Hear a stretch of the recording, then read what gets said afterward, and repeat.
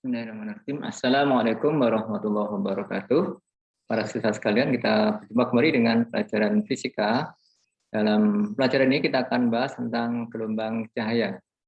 Sebelum mulai pelajaran, marilah kita buka dengan baca basmalah. Bismillahirrahmanirrahim. Radina billahi robba wa bil islami dina wa bi Muhammadin nabiyyi wa rasulina rabbana atina ilma wa ribna fahma. Baik, semoga semuanya senantiasa sehat, sukses selalu, tetap semangat dalam belajar dalam kondisi apapun. Baik, sebelumnya kalian sudah mempelajari tentang gelombang mekanik, gelombang bunyi, dan kalian sudah mengetahui tentang macam-macam gelombang. Di antara gelombang itu adalah gelombang cahaya.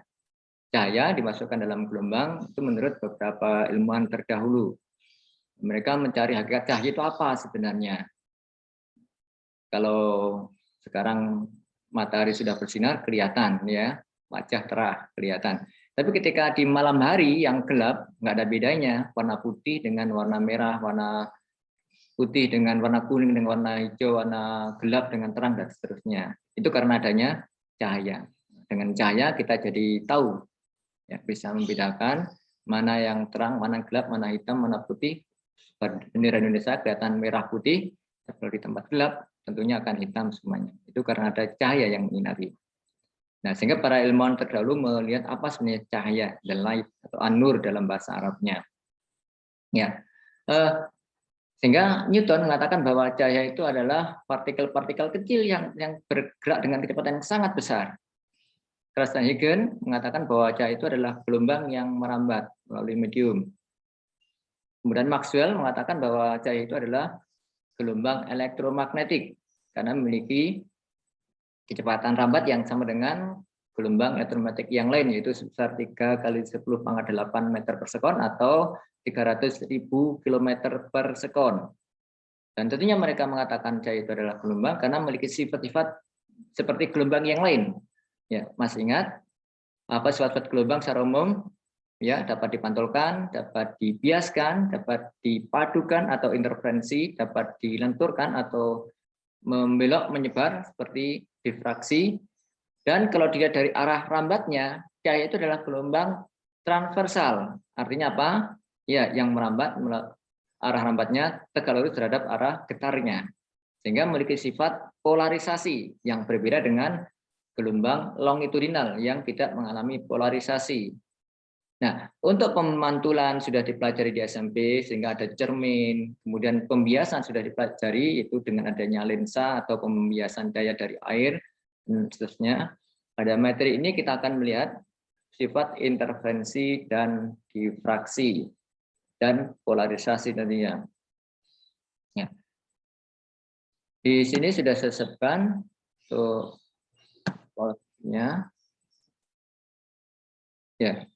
Jadi ini kita materi semester 4 tentang gelombang cahaya akan kita pelajari di antaranya. Baik, ini ada beberapa ilustrasi, adanya pelangi di alam atau yang dihasilkan oleh prisma. Nah, ini yang bisa kita coba bagaimana menghasilkan gelombang pada dengan menggunakan prisma. Ya, saya coba dulu. Ini prisma, ya, kaca dari prisma. Tentunya kalau langsung kurang kuat ini dengan menggunakan ini, intensitasnya kurang kuat.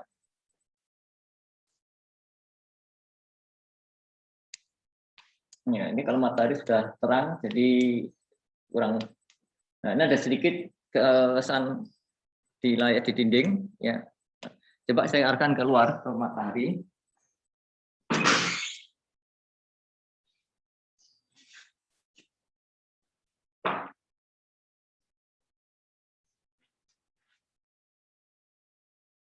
Ya, lihat aja sedikit itu.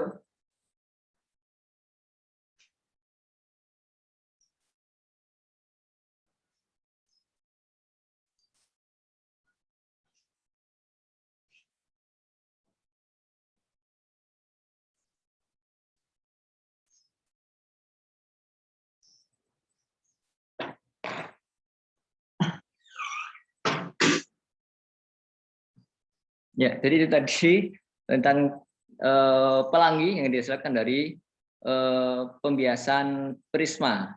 Ya, sebenarnya gejala terbentuknya pelangi itu tidak hanya melalui peristiwa pembiasan, tapi seperti ini piringan atau CD ini juga menghasilkan pelangi, padahal warnanya tidak.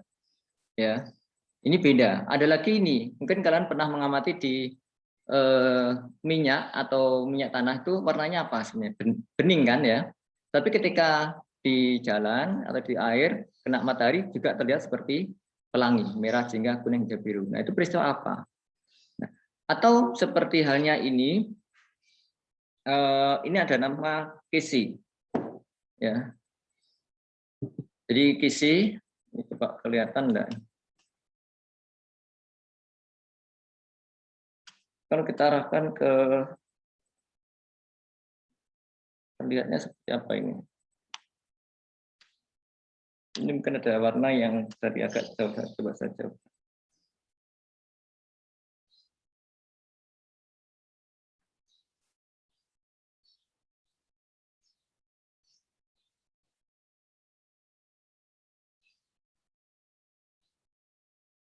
Kurang kelihatan ya. Mungkin kalau kalian langsung sebenarnya kalau zoom langsung bisa kelihatan, nanti itu juga akan lihat di pelangi juga ya. Terlihat langsung ya. Mungkin seperti ini.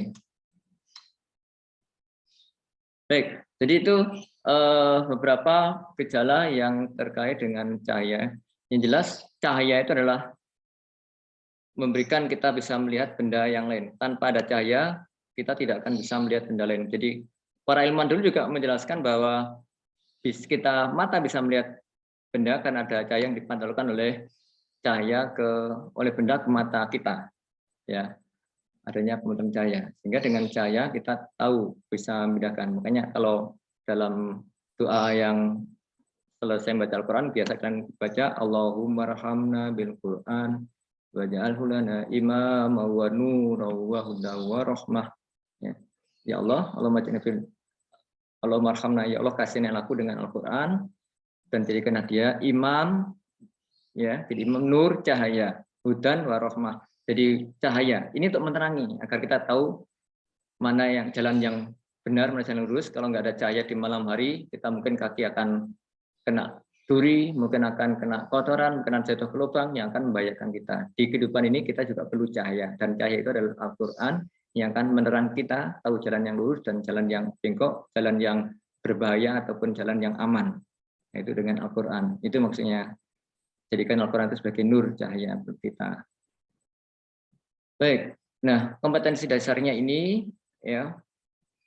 Jadi kelanjutan dari gelombang bunyi dulu, menerapkan konsep dan prinsip gelombang bunyi dan gelombang cahaya dalam teknologi. Kemudian kompetensi dasar keterampilannya melakukan percobaan tentang gelombang bunyi dan atau cahaya. Berikut presentasi hasil dan makna fisiknya, misalnya sonometer dan kisi difraksi. Tadi kisi sudah saya tunjukkan. Materinya adalah spektrum cahaya, difraksi, interferensi, dan polarisasi. Baik, kita lihat dulu spektrum cahaya. Sepertinya, nah peristiwa itu disebut dispersi, seperti terjadinya pelangi tadi, ya. Jadi pelangi itu adalah dispersi. Artinya apa? Itu peristiwa terorenya cahaya putih yang melewati sebuah prisma yang menjadi spektrum warna cahaya banyak. Ya, misalnya pada pelangi, pembiasan pada prisma. Nah, contohnya ini. Jadi cahaya putih menjadi warna pelangi, yang ini dengan warna monokromatik. Ya. Terjadi karena apa? Apa yang menyebabkan terjadinya pelangi atau penguraian warna?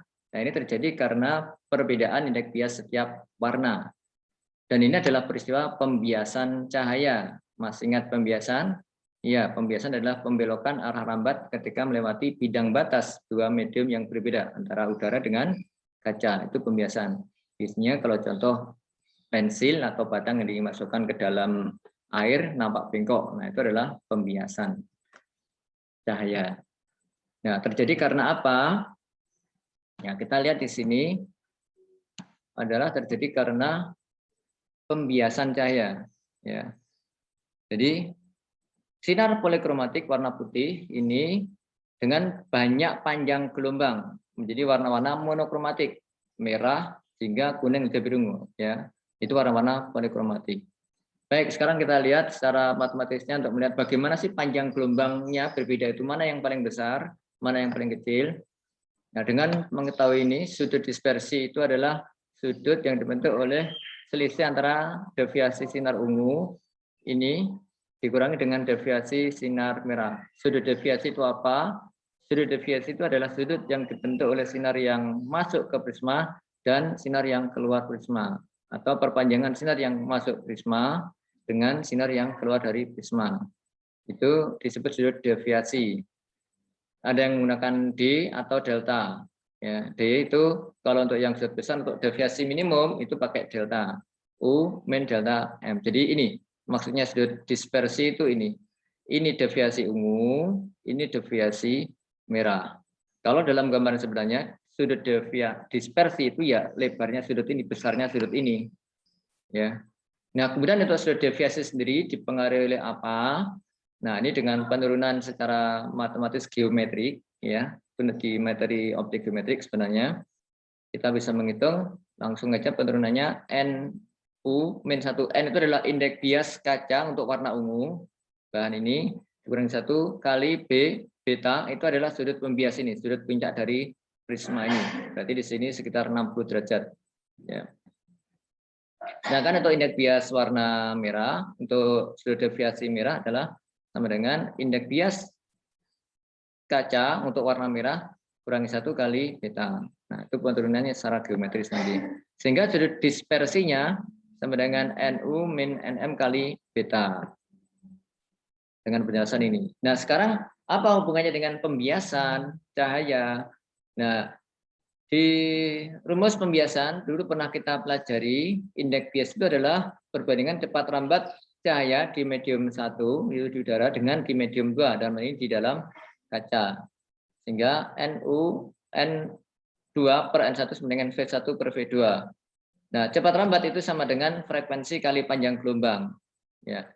Nah, kita ingin melihat dipengaruhi oleh apa panjang gelombang berbanding hubungannya apa dengan indeks bias. Dari sini berarti kesimpulannya kan bagaimana hubungan antara indeks bias dan panjang gelombang.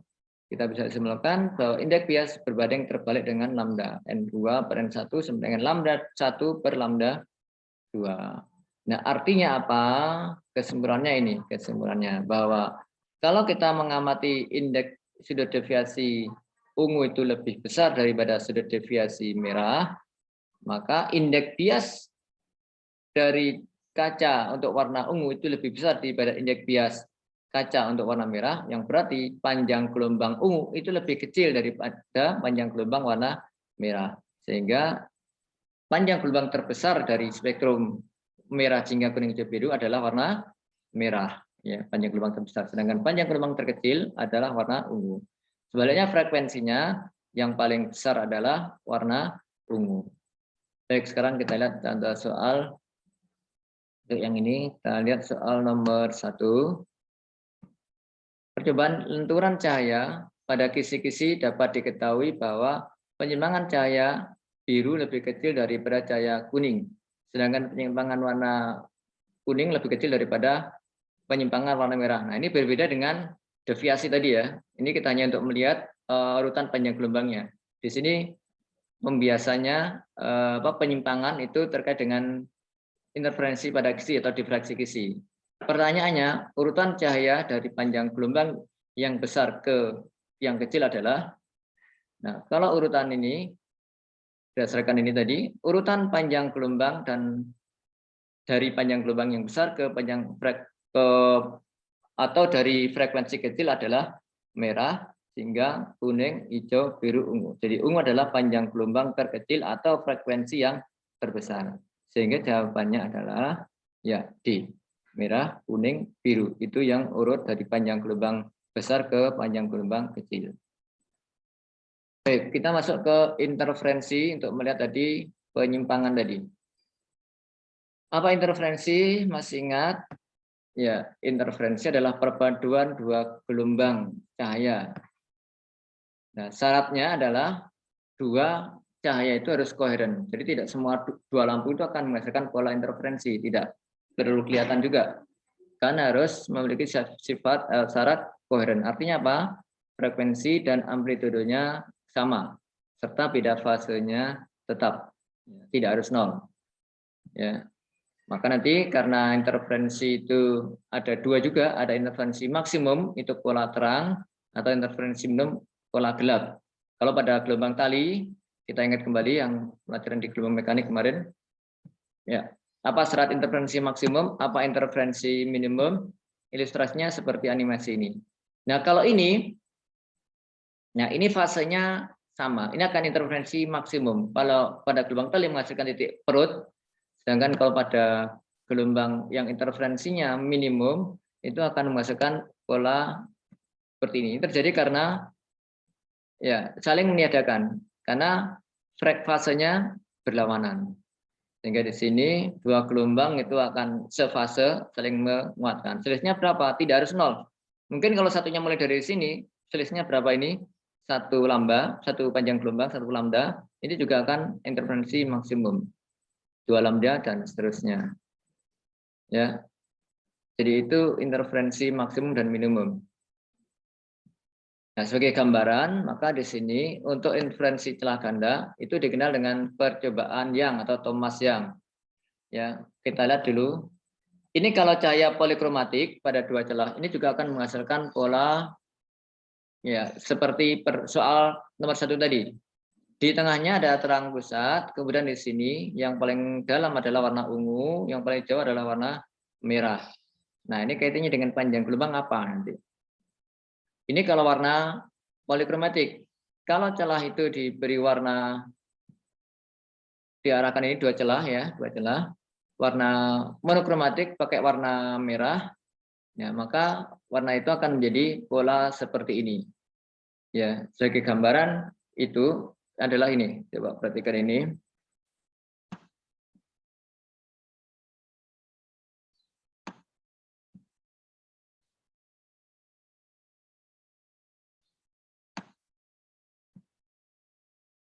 Ini ada, perhatikan di dinding. Nah, ini laser warna merah, kelihatan ya. Ya. Ini kalau diarahkan ke kisi, ini ada kisi. Ini celah-celah yang sangat banyak, ya.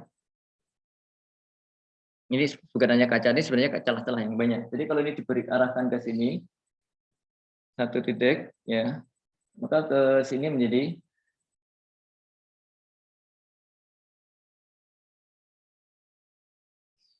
ya banyak. Kelihatan enggak? Ya.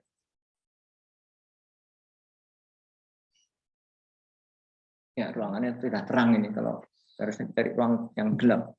Coba. Carikan ruang yang gelap.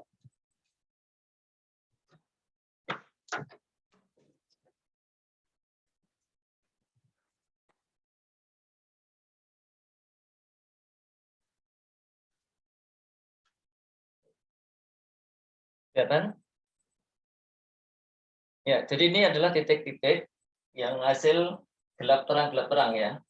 Dan ini kalau pakai jauh, ya itu contoh maksudnya tadi ini kalau satu aja laser itu satu titik saja ya. Ya, jadi ini. Nah, kalau melalui visi ada pola gelap terang, pola gelap terang. Nah, inilah hasil interferensi atau difraksi.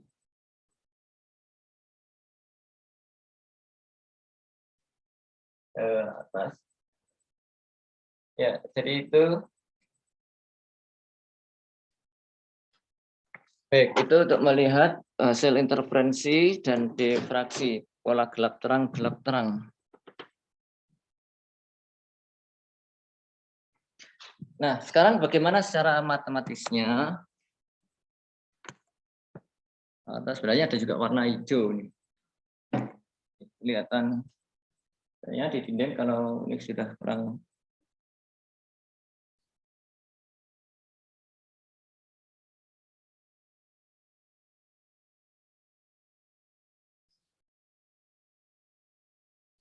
Ya, seperti itu.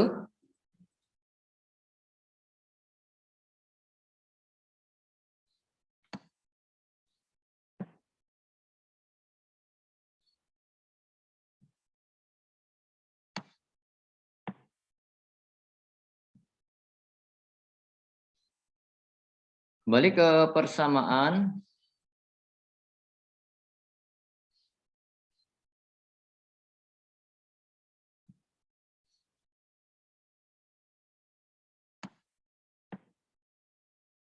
Kita lihat di sini, tadi syarat interferensi maksimum minimum tentunya sama seperti pada gelombang bunyi atau gelombang tali. Jadi garis terang itu adalah interferensi maksimum. Syaratnya apa? Selisih optik atau selisih fase, beda fasenya, lintasannya, itu sama dengan kelipatan bilangan bulat dari panjang gelombang. Jadi perhatikan di sini, kalau ini S1P dengan S2P, itu beda, panjangnya kan beda. Ya, jadi S1P dengan S2B panjangnya beda. Nah, selisihnya kan ini delta S. Ini yang dituliskan dengan delta S sama dengan S2P ke S1B. Kalau di terang pusat jelas karena selisihnya 0 sama, berarti interferensi maksimum. Terang pusat pasti terang, ya. Itu sama dengan N lambda. Atau, nah sekarang matematisnya coba perhatikan, ini D, delta S itu sama dengan ini. Kalau ini D, lebar jarak kedua celah, maka kalau ini sudutnya theta, sudut penyimpangannya theta, maka delta S ini sama dengan D sin theta. Saya ulangi, karena sin theta sama dengan delta S per D. Sehingga delta S sama dengan D sin theta. Sehingga dituliskan persamaan itu D sin theta sama dengan N lambda. Nah, kemudian untuk yang sudut kecil, sin theta itu sama dengan tangan theta. Itu sama dengan, perhatikan di sini, Y per L tangan. Ya. Untuk sin 0 kan sama dengan tangan 0. Sin 5 derajat itu hampir sama dengan nilai tangan 0, 5 derajat. Sin 5 itu 0,087. Tangan 5 derajat juga 0,087. Jadi sama untuk sudut yang kecil. Sehingga ini sama dengan Y per L. Ya, L adalah jarak dari celah ke layar. Y adalah jarak dari terang ke sekian, terang ke N ke terang pusat.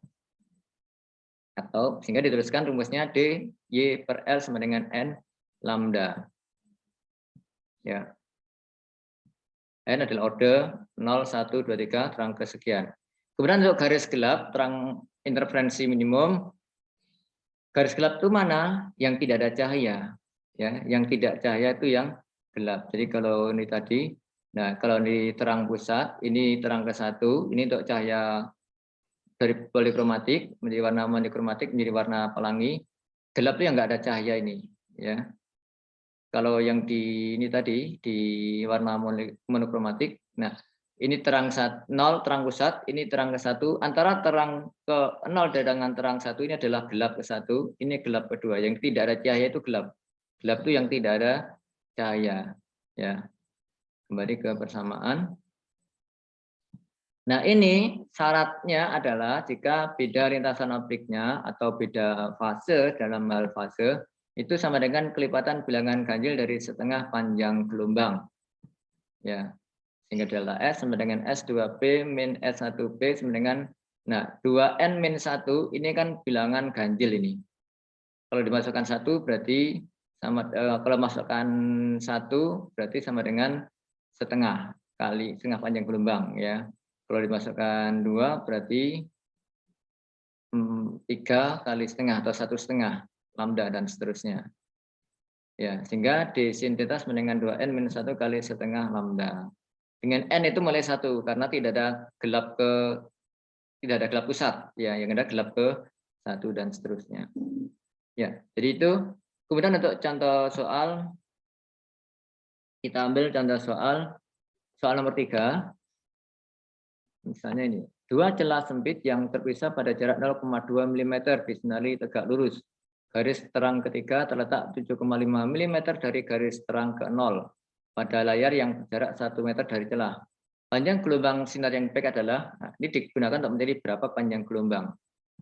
Pembahasan kita tulis diketahui datanya D-nya 0,2 mm ya, ini 7,5 adalah L, jarak 7,5 adalah garis terang ketiga berarti Y, sedangkan L jarak celah ke layar adalah 1 meter.